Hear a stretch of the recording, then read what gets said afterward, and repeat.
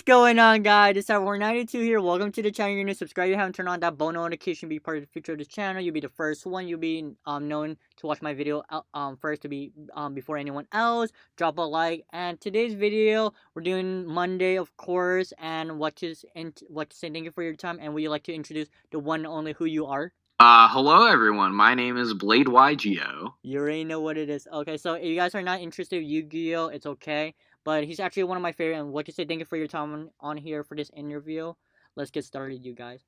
So I was wondering, what made you play Yu-Gi-Oh in the first place, and how did you got into it?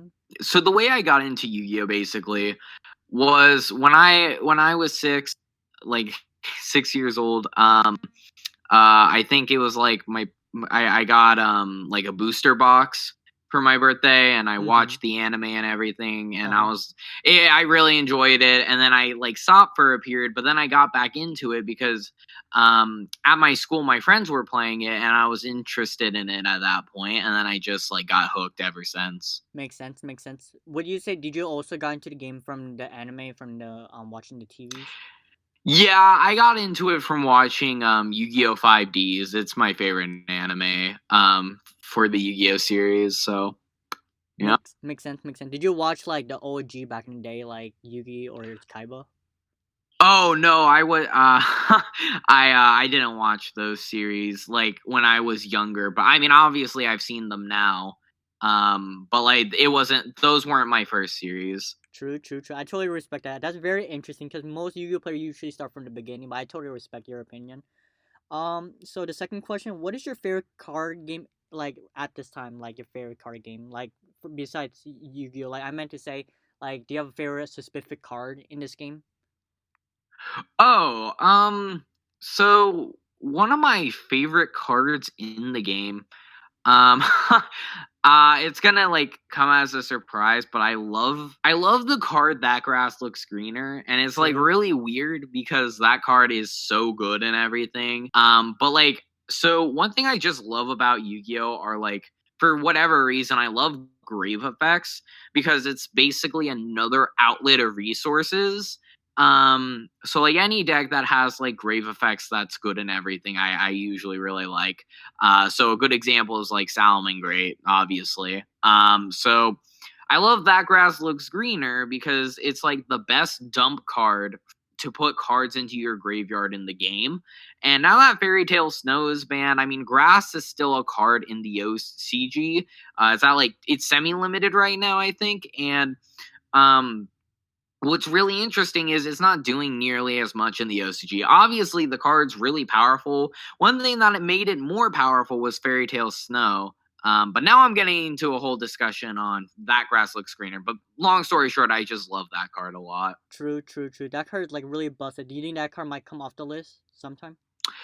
I think eventually it probably will. The main reason that card was so disgustingly good in the TCG was probably because of Fairy Tale Snow. I mean, honestly, like if Snow stays banned, then I could see Grass coming back because we don't really have a card like Snow in the game right now. Um, but I think That Grass Looks Greener without Snow is not nearly as powerful. So definitely a card I could see potentially coming off the ban list. I'm not gonna judge any Yu-Gi tuber. So who is your favorite Yu-Gi tuber at this time, and why is that? um, I don't know. I don't really have one. I mean, I've never really like thought about like picking favorites among Yu-Gi tubers. I really like Gage's content right now, True, true, aka Nim Nim, and I really like Paul, aka Team APS's content. For some reason, I've been watching them a lot more recently. But true, true. like that's purely from a channel aspect and their content and everything. But like as people, I'm like I like all of them equally, basically. True, No, I don't like picking favorites true. among people. So yeah. True. I totally respect that. Like Gage, aka Nim Nim, and Team APS, they put like so much effort. Like they're like basically like in the real world, like all those like YouTuber, but like make a transition to Yugi tuber. So that's actually pretty cool as well. What do you think about the ban list recently? Like your opinion? Did you expect like so much stuff happen? Like everyone like reaction about it? I think Salamangreat will still be like, just looking at the 4 decks, I think Salamangreat will still be played, but it's, like, way worse. It has a really terrible striker matchup, like, even worse than before. Orcust is, like, technically still alive, but I think it needs to be innovated a bit. Um, Sky Striker is probably one of the best decks. Danger Thunder basically is unscathed. That deck is still True. really good. That's true. And like Super Poly is just the best card in the game right now. So that's I guess where I'm at with the ban list. True. Like I there's other cool stuff too. I think Rekindling came off because of the future Fire Fist support coming out in the Fist of the Gadget set. But yeah, no, it was a really good ban list in my opinion. It definitely shook up the format, especially Super Polyat 3. Oh my goodness, that's gonna be crazy. True, true, true. And then there's gonna be like so many like road decks. It's like going like back in the day, like there's like so many decks, not just like only 4 decks, and then you don't have to worry about anything else. But like so much like more open like to the public. Like oh, you can play whatever your favorite deck. Like Necro Valley got like a boost from Yeah, Royal the Tribute. format is like not defined at all. So True. it should like Solemn Judgment is gonna help a lot of stun decks as well. So it should be pretty exciting. True. I'm super excited as well. So I was wondering, what is your favorite video that you made from the past all the way into today? Um From like just a general perspective, I guess it was I don't know, I have like a few favorites, right? So one Mm-hmm. of my favorite videos is the potential of my the potential of structure deck revolver. I thought and like the like so I like when I make potential loves for the future structure decks. I think like not only do those do well obviously, but like regardless of that, I enjoy talking about archetypes and how they can be fixed.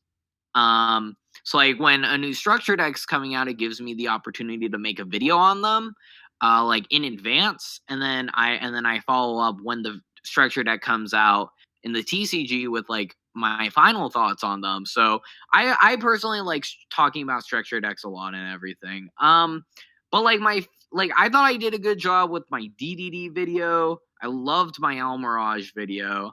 So I have a couple favorites. Also love my adding Nister video. Like just from a pure standpoint of like I really like adding Nister, so you know. I like the way how you explain like every detail, like your side of your point to back up your claim, and then you just like support the community so much for your theory about like, oh, is this worth getting this stuff, or like how will you prepare for it, and much more. And you like literally just like helping newer players or like even like the community about like OCG will make a transition to TCG, so we have to prepare all that kind of cool stuff as well. Yeah, I go I tend to go really in depth on stuff, but I like analyzing stuff. I also take speech and debate class, so True, true, true. that probably Paid helps off. my arguing skills, but yeah. True, that actually pays off as well. I totally respect that. Do you have a favorite format? If so, what was it? My favorite format was probably like so like everything from Metal Foe, like the start, like it, everything from Invasion Vengeance format until like before Maximum Crisis.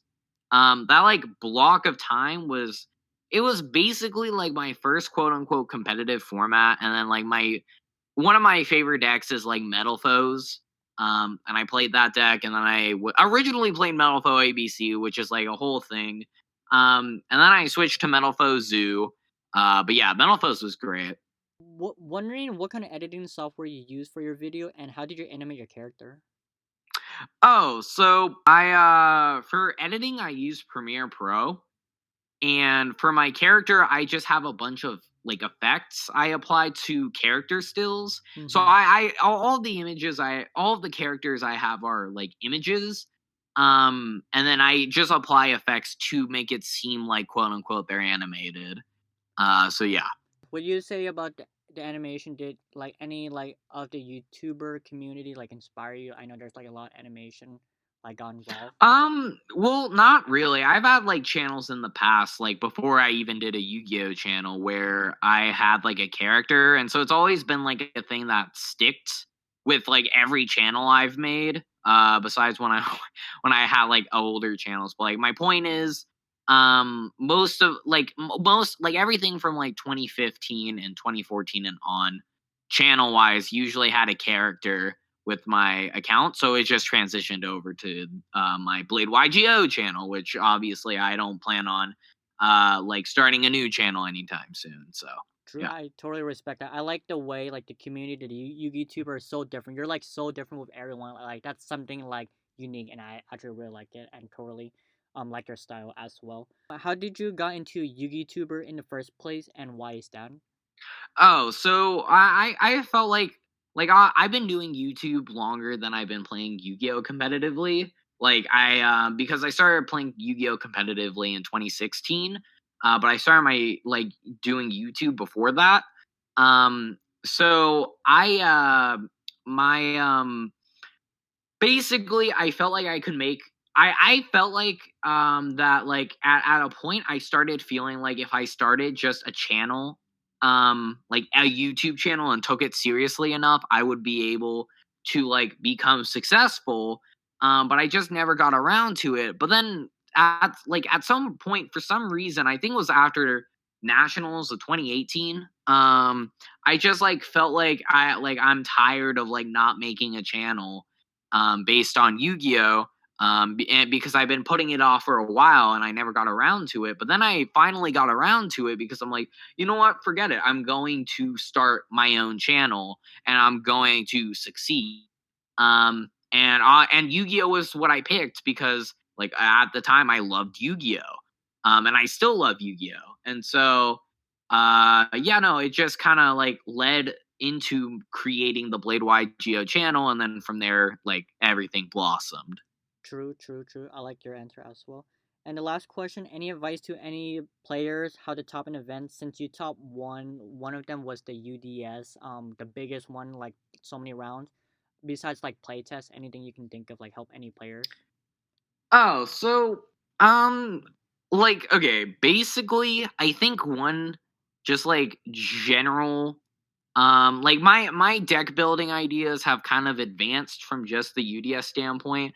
But like I think this also applies to my UDS top.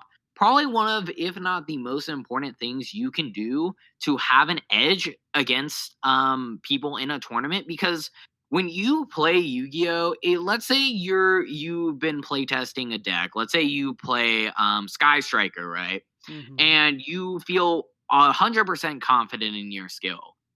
If you're playing Sky Striker and let's say there's like the average person is 80% able, like plays the deck at 80% and you play at 100%, once you play somebody else that plays at 100% as well, you don't actually have an advantage any at that point. It relies not nearly as much on skill. So, and regardless of that, you could just get unlucky, which will happen regardless. But I think one of the most important things going to an event is figuring out either what is the best deck for that event. If no one's playing it, obviously, then that's like a huge deck building advantage. Like, for example, in YCS Chicago, when Luna Lights won, because no one was playing the deck, it was an undefined format.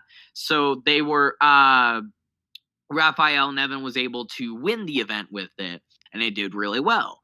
You have then a deck like my deck, for example, which I had an advantage over every other my advantage over every other Salamangreat deck, or like my deck building advantage in that event, was first off, no one at that time was playing Salamangreat Foul, which was and obviously now everyone plays that card. But I was one of, if not the first person to play Salamangreat Foul in my deck, like before it caught on. And then the other thing, obviously, is my enemy controller tech, which helped me like immensely. That card was incredible. So there were just a lot of like those two cards in specific put my deck in a huge deck building advantage over every other deck. So I value a lot like tech cards or like deck building advantages that other people wouldn't think of or have, because if you do have a deck building advantage, And like it just puts your deck over every other deck. If it's significant, like having an entirely separate deck, or like for example, the econ and fouls, then like stuff like that is just, in my opinion, really important to being successful. Just deck building as a whole puts you in a position that would be much better. Like if you feel like you're a good enough player, then deck building is the next step to topping an event, basically. Like the way even other players like use spicy tech card like tech card tech is like get more card advantage. Like everyone gonna have the same deck list, like just like net deck. Like I totally like agree. Like people net deck, like I'm like fine with that. But like have a unique with like spicy tech card that like can win most of the game. Is that what you're trying to say? Yeah, basically, neck decking only gets you so far. And if you face someone else with the same deck as you, then you don't really have any advantage in that matchup, in like that duel. But if you had some sort of deck building advantage, then you're going to be like in leagues, a league like above the other deck, basically, because you thought of something innovative that actually works and made sure it works too. Because like, for example, for the event where like the UDS Las Vegas where I topped, enemy controller worked for that event because I was expecting to face like a bunch of control, Salad, and Striker, and also Thunder Dragon, and like honestly, those were the three main decks I played. I played like one Danger Thunder, one Orcust, some Rogue, and then I played like a bunch of Salad and Striker. Well, mainly Salad, but like basically going into that event, I felt like enemy controller generically it also is just a really good card for Salamangreat. Dealing with like a lot of threats because you're putting up free bodies and everything. So yeah, no, Econ was a really good card for that event, and Foul, no one caught on to that yet. So because I had that deck building advantage, it put me in a very favorable position to do well. Now, obviously, I didn't win, but like regardless, it's I still topped in everything because I had that advantage. True, true, and plus it made you like go so far like you did not expect, and plus it paid off as well the way you expected Yeah, as well. Yep. yeah, definitely. Like to say thank you for your time, BladeYGO. Before ending this video, would you like to say anything and link down in the description so you guys can check out his channel if you guys are interested of Yu-Gi-Oh! And plus, I love his video. If you guys are new to the channel, subscribe to his channel if you haven't. I have nothing else to say. Thank you for having me. Yep. Cyberhorn92 is signing out.